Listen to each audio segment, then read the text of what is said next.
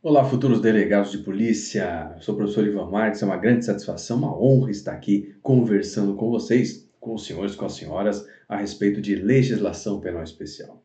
Seu curso é muito legal, é um curso moldado aqui por mim, sob a supervisão do nosso coordenador, o professor Ricardo Torques, com o filé mignon das leis penais especiais que tem maior incidência em carreiras policiais. Então, eu separei aqui as leis que têm mais incidência, as leis que eu considero mais importantes, as questões que eu acho que vão cair e montamos aqui esse curso especial para você. Vamos começar com o abuso de autoridade da Lei 13.869 de 2019. Os editais estão aparecendo aí com essa nova lei, tirar a de 65, colocar essa nova. Então, o examinador ele fica com vontade de fazer perguntas sobre leis novas. É normal, tá? Você tem que estar preparado. Então, eu trouxe aqui para você o que tem de mais assim importante sobre a lei de abuso de autoridade. Vamos dar uma olhada aqui e começar a nossa caminhada. Lei 13.869 de 2019, que entrou em vigor em duas datas diferentes em janeiro por conta de veto, rejeição de veto. Foi uma loucura essa lei. Por que ela é tão falada? Essa lei, sancionada em 5 de setembro de 2019, ela revogou a antiga lei 4898 de 65 e modificou outras leis especiais, dentre elas o Estatuto da OAB. Tá? Então, vamos ficar ligado que não é só a 13.869 que surge com ideia sobre abuso de autoridade. Não, outras leis foram também alteradas. Muito bem, essa lei, o contexto de aprovação dessa lei, pessoal, é muito importante, tá? Então, dizem que essa lei, ela surge como um ataque parlamentar às instituições da persecução penal. É isso mesmo que se ouviu. Como se o Congresso Nacional, com aquele monte de réus em processos penais ou investigados, estivesse se vingando, começando pela Lava Jato, né? Da polícia, do Ministério Público, da magistratura, enfim, dos chamados agentes públicos, tipificando condutas que normalmente são praticadas. Então, o que nós víamos? Eu tenho aí 20 anos de advocacia criminal. Muitos crimes que hoje são crimes, antes não eram figuras típicas. Eles simplesmente geravam o que no processo? Nulidade, relaxamento de prisão, consequências em relação à liberdade ou refazimento de atos, nulidade, relaxamento de prisão, prova ilícita. Tínhamos então consequências processuais. Agora, aquelas mesmas condutas que eram praticadas foram tipificadas. Isso causou uma celeuma entre delegados, procuradores, promotores, juízes. Muitos me procuraram e falaram assim: você que estuda leis penais especiais, você que tem um livro de abuso de autoridade, isso que eu fiz ontem é abuso de autoridade? Eu tinha que ter soltado esse cara, os caras estavam em pânico. Aí eu falei: calma, gente, calma. Não é assim. Essa lei, ela parece uma grande afronta, mas quando você vai estudá-la de maneira analítica, você descobre o quê? Que essa lei tem pouquíssimo impacto prático. Vou mostrar para você, mas vamos terminar nosso raciocínio aqui sobre essa tal retaliação contra a Lava Jato, né? Muito bem, essa nova lei criminalizou 29 condutas de agentes públicos, tendo como foco principal a atuação de policiais, representantes do MP, magistrados, inclusive tribunais. Tem um crimezinho próprio para eles, tá? Além do tipo penal aberto de violação de prerrogativa de advogados. Muito bem. O que antes, isso é importante você levar para sua prova em todas as fases do seu concurso. O que antes era um mero vício formal, como por exemplo nulidade da prisão, pelo ato de você algemar alguém fora das hipóteses desenhadas pelo STF na súmula vinculante 11, passou a ser conduta criminosa. Então, a gente pode amarrar aqui essa frase de uma forma muito fácil. O mesmo ato que antes era um vício formal, após a lei 13869 de 2019 passou a ser também crime. Ou seja, eu tinha apenas consequências processuais. Agora eu tenho consequências penais. Opa, a coisa ficou séria, hein? Então antes eu só dava uma escorregada no ato, né? E praticava um vício de formalidade, que podia gerar uma nulidade, podia gerar um relaxamento de prisão, podia gerar uma prisão ilegal, podia gerar uma prova ilícita. Agora não. Além das consequências processuais, eu tenho crime. Além das consequências processuais, eu terei a adequação típica do fato praticado com alguma norma penal que está tipificada nessa lei. Porém, não basta tipicidade formal para você ter o crime de abuso de autoridade. Há muitos outros elementos. Você conhece dogmática penal, vamos tratar aqui agora deste panorama geral da lei para uma análise mais aprofundada e menos política. Vamos lá. Panorama geral da lei. Eu até coloquei aqui uma atenção delegados, tá? Vamos lá. Então, panorama geral da lei. Criou novos crimes, verdade? Apesar de definir penas muito brandas que dificilmente conduzirão alguém ao cárcere. Então, todos os agentes públicos que entraram em contato comigo, todos, quando a lei entrou em vigor, eles chegaram para mim e falaram o seguinte: ó, meu medo é ser preso, meu medo é perder o cargo. Repito, meu medo é ser preso, meu medo é perder o cargo.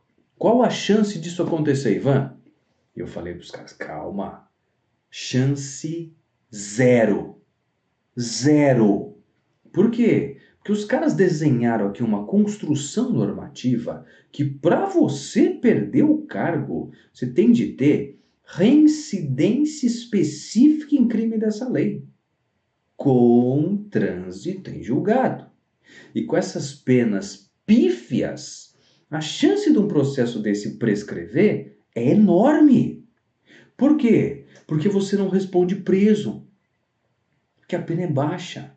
Muito crime aqui é G-crime. G-crime é transação penal, é só ficar 5 anos sem fazer nada, você tem outra. Nem os bons antecedentes você perde. Então, ela é construída de uma forma, em relação aos seus preceitos secundários às penas, muito branda. Pergunta legal para concurso de delegado. Dá uma olhada aqui, ó, que eu coloquei. Atenção, delegados. Todos os crimes, todos, 100% das figuras típicas dessa lei, faltando um Szinho aqui, todos os crimes possuem pena de detenção. Se os crimes possuem pena de detenção, adivinha? Não autoriza regime inicial fechado. Ninguém vai para a cadeia. Detenção a gente sabe que ou é semiaberto ou é aberto. Outra, não autoriza interceptação telefônica. Tem que ser no mínimo punido com reclusão. Então isso inviabilizaria que as suas conversas estivessem sendo gravadas de forma válida para ser utilizado como prova. Muito bem. Então anota aí, não tem regime fechado, não tem interceptação telefônica, porque todos são punidos com detenção. Parece que é escolhido a dedo, né? Muito bem. Continuando. Procedimento. Aplica-se ao processo e ao julgamento dos delitos previstos nessa lei de abuso de autoridade, no que couber, as disposições do CPP e do Juizado Especial Criminal. De todas essas figuras típicas que eu mencionei para você, 12 crimes da nova lei são de competência do juizado, pois possuem pena máxima em abstrato igual ou inferior a 2 anos. Então você já mata aí quase metade dos crimes de competência do G-crime. Inclusive a tal da violação de prerrogativa dos advogados tem uma penazinha aqui de 1 ano, tá? Então detenção com pena máxima de 1 ano não dá absolutamente nada. tá? Só para vocês terem uma ideia, temos aqui situações de prescrição em 4 anos. Prescrição em 4 anos em prescrição intercorrente, que é aquela da sentença até os recursos, pulveriza, meu amigo, tá? Se você souber usar todos os recursos que tem na lei, só no STJ dá 4 anos. Só para você ter uma ideia, tá bom? Então, a chance de alguém ser condenado com trânsito de julgado é praticamente zero. Claro, vai ter uma encheção de saco, vai demorar para resolver, mas só às vezes fazer uma transação, paga a cesta básica e extingue a punibilidade, às vezes é mais fácil, tá?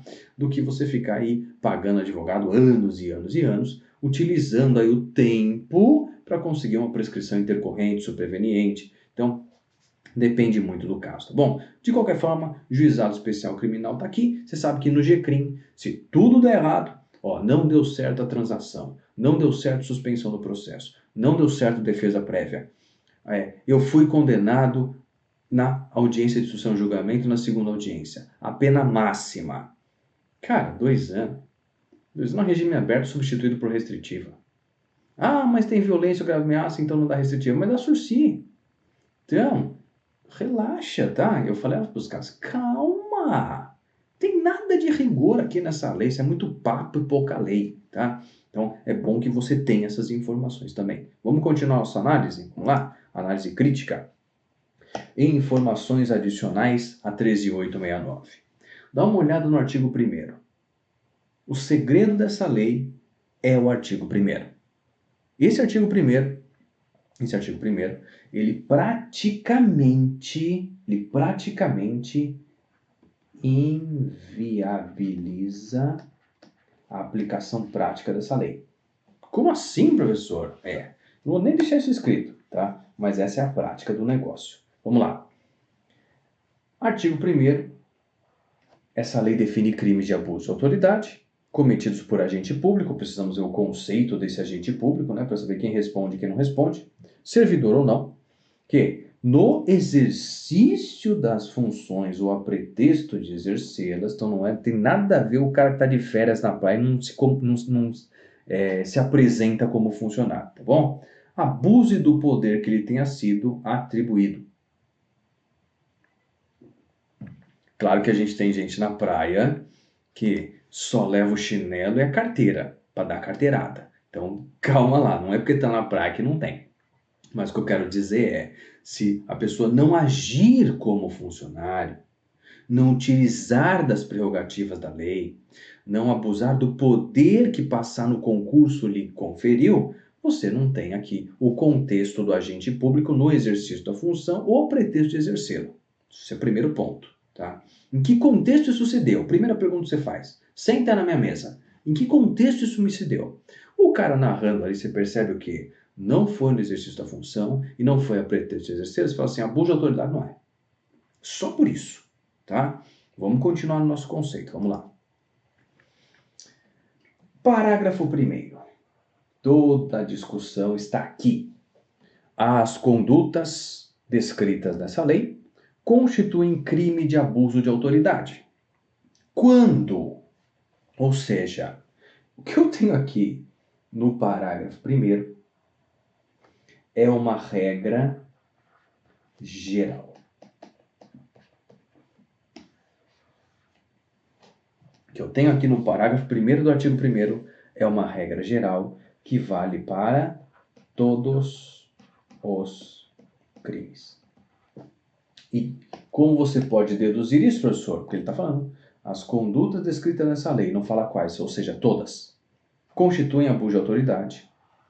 Não devia ter escrito aqui quando, devia ter escrito apenas quando praticados pelo agente com a finalidade específica de prejudicar outrem, beneficiar a si mesmo, beneficiar a terceiro, por mero capricho ou por satisfação pessoal.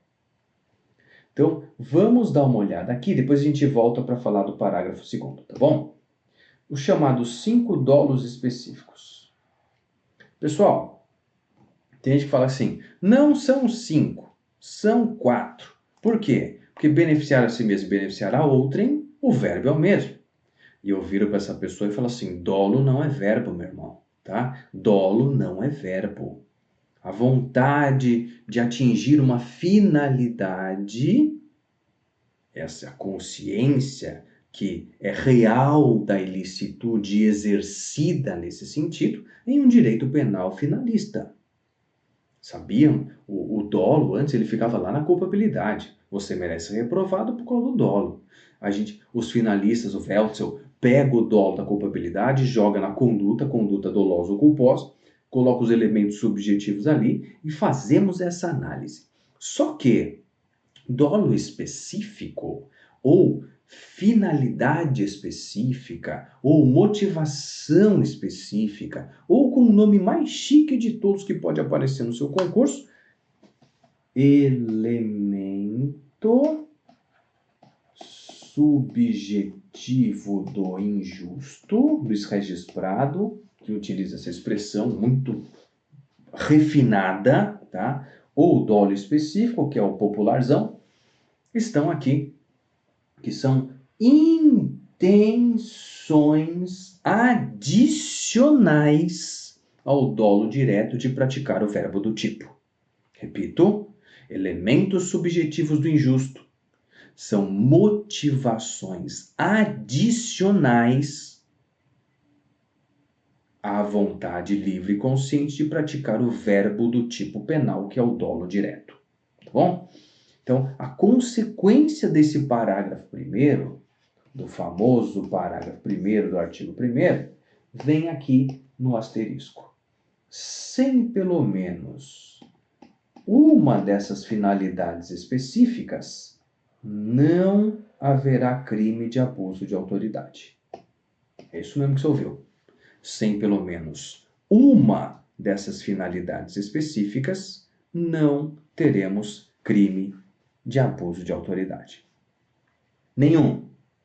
Então, além de você conseguir adequação típica nos tipos penais em espécie, lembra de correr aqui para o artigo 1º, parágrafo 1º, para tentar encontrar pelo menos uma dessas motivações específicas. Por que você fez isso, meu irmão? Para ferrar o cara. Pronto, prejudicar outrem. Por que você fez isso? Porque eu vou me dar bem com isso. Beneficiar a si mesmo. Para ajudar minha tia, beneficiar terceiro. Fiz porque quis, mero capricho. Fiz porque isso me faz ter uma sensação boa de poder mandar nos outros, mesmo que no plano da ilegalidade, satisfação pessoal. Então, pelo menos uma dessas finalidades específicas não é que precisará existir, precisará ser comprovada. Como você vai provar isso, cara? Já sei, professor, com a interceptação telefônica, a hora que ele estiver contando para o outro, a gente pega. E quem diz que cabe interceptação telefônica e crime punido com detenção? Não cabe. Então não vale. Tem que achar outro jeito, tá? Difícil, né, cara? Difícil o funcionário falar assim, fiz para sacanear. Porque o cara fala assim, não, realmente eu ultrapassei os limites da lei, mas para buscar justiça. Para fazer justiça no caso concreto.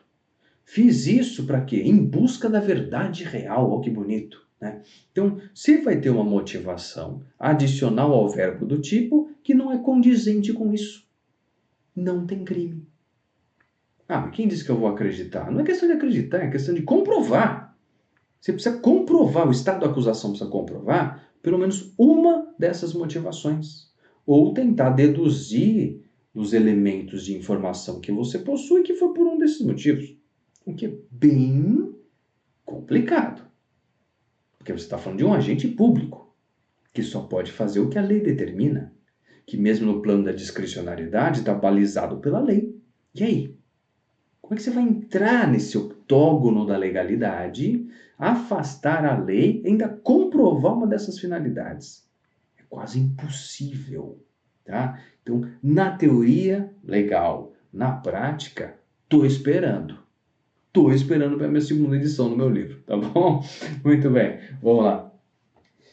O que você vai responder na sua prova se cair a ausência de uma das motivações específicas? Coloque aí a tipicidade do fato por ausência do elemento subjetivo do injusto.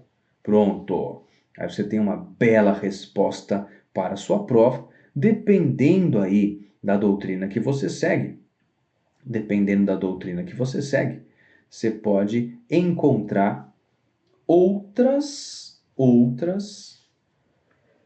respostas, tá? Então aqui você tem a atipicidade. E a outra resposta que pode aparecer no seu concurso, diz que pode aparecer no seu concurso, é o quê? A ausência de materialidade por ausência de dolo específico. A ausência de materialidade por ausência de dolo específico, tá? Essa é uma resposta mais café com leite, de quem não desceu muitos degraus na dogmática penal e falou, não, essa aqui não vai ter discussão de corrente, né? Vamos botar isso aqui que vai estar certo. Muito bem, resolvida essa questão, vamos agora para eles, os sujeitos ativos da lei. Falei que a gente tem que conhecer quem que é esse tal desse agente público, né? Vamos dar uma olhada então.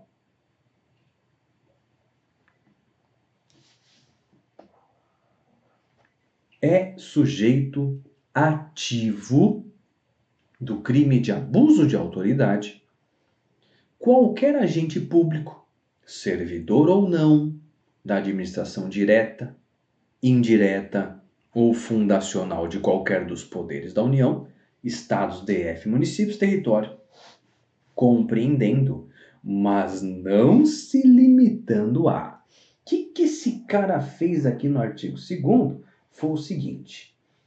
Este rol do artigo 2º, isso é uma questão de certo e errado fantástica para o teu concurso. O rol do artigo 2º da Lei de Abuso de Autoridade é exemplificativo. Pode cravar essa aqui na tua prova, por quê? Porque a expressão, mas não se limitando a, e automaticamente abre o rol, tá? Ele passa a ser exemplificativo. E a gente vem e precisa de um conceito, porque aqui ele fala servidores públicos, militares ou pessoas equiparadas aos dois, membros do legislativo, ó a galera que tem aqui, hein? Membros do executivo, membros do judiciário, membros do Ministério Público, membros do Tribunal ou Conselho de Contas. E aí vem o quê? Temos que ter um conceito. Vamos buscar. Considera-se agente público, que é uma expressão mais ampla do que o funcionário público, para os efeitos desta lei, todo aquele que exerce, a frase básica, né? Ainda que transitoriamente, foi um dia só, ou sem remuneração, não ganhei nada para fazer, por eleição, nomeação, designação, formas de investidura, né? Contratação ou qualquer outra forma de investidura ou vínculo. Mandato, cargo, emprego ou função em órgão ou entidade abrangidos no caput desse artigo. Abrangidos no caput deste artigo. Muito bem, atenção! O conceito é o mais amplo possível. Então, na dúvida, devemos ler este rol, este conceito, da forma mais ampla possível, tá bom, gente? Mais ampla possível. Além da possibilidade, claro, de coautoria e participação de particulares que conhecem a situação de agente público e mesmo assim praticam tipos dessa lei. Já que ser agente público é elementar de todos os tipos e por isso comunica-se aos que não forem. Tá aqui, ó, artigo 30 do Código Penal, lembra? Não se comunicam circunstâncias ou condições de caráter pessoal, a menos que forem elementares de crime. E ser agente público é elementar de todos os tipos penais de abuso de autoridade. Sobre a ação penal, tem algo importante aqui. Os crimes dessa lei são todos de ação penal pública incondicionada, mas isso não impede, claro, né, a queixa-crime subsidiária da pública quando o promotor perdeu o prazo, quando o procurador perdeu o prazo. Então temos aqui a previsão de ação penal privada subsidiária da pública, nem poderia ser diferente, né, porque é uma regra constitucional. repetida aqui na lei de abuso de autoridade. Se o MP perdeu o prazo, o ofendido poderá contratar um advogado, procuração com poderes especiais, para oferecer queixa-crime subsidiária no lugar da denúncia. O prazo de 6 meses da queixa-crime subsidiária é contado da data em que se esgotar o prazo para oferecer a denúncia. Vamos falar agora desse efeito da condenação? Quais são os efeitos da condenação aqui? Tornar certa a obrigação de indenizar o dano causado pelo crime, claro, devendo o juiz fixar o valor mínimo de indenização, repetindo o 387 do CPP. Inabilitação para o exercício do cargo, mandato ou função pelo período de 1 a 5 anos e perda do cargo, mandato ou função. Aí vem o parágrafo único, que é o mais importante para cair na tua prova. Os efeitos do 2 e do 3, ou seja, inabilitação e perda, são condicionados à ocorrência de reincidência em crime de abuso de autoridade. Além disso, não são automáticos, devendo ser motivados na sentença. Bom, então presta atenção nisso. Mais um efeito não automático da condenação, a perda do cargo, emprego, do mandato, da função, dependem de reincidência específica em crime de abuso de autoridade. Você acha que 2 processos vão ocorrer fora de um período de um mandato? Esquece, tá? E além disso, tem que ser motivados. Por que, juiz, você está tirando meu cargo? Por qual motivo, já que não é um efeito automático? Bem interessante esse cuidado aí com o cargo por parte dos parlamentares que aprovaram essa lei.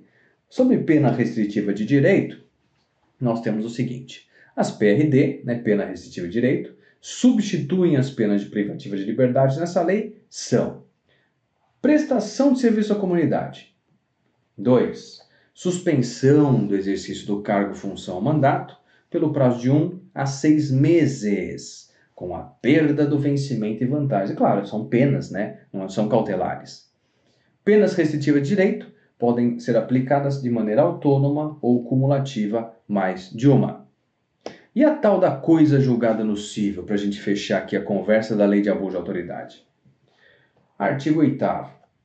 Faz coisa julgada no âmbito cível, assim como no administrativo disciplinar, olha a improbidade aqui, tá? A sentença penal que reconhecer ter sido ato praticado em estado de necessidade, legítima defesa, estrito cumprimento de dever legal, exercício regular de direito. Repete o básico, Quando eu tenho excludente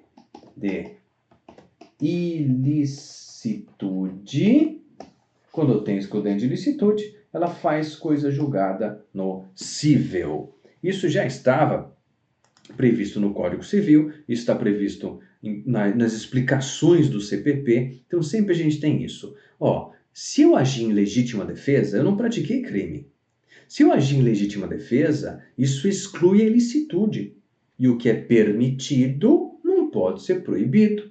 O que é lícito, pela excludente, não pode ser ilícito e gerar consequências no cível, nem na parte administrativa. Tá bom? Muito bem. Com isso a gente terminou aqui os nossos comentários bem enxutos, bem legais, é o filé mesmo da lei de abuso de autoridade. Aí depois de tudo isso, é só você estudar os crimes em espécie, tá bom? Valeu, gente. Espero vocês na nossa próxima aula. Tchau, tchau.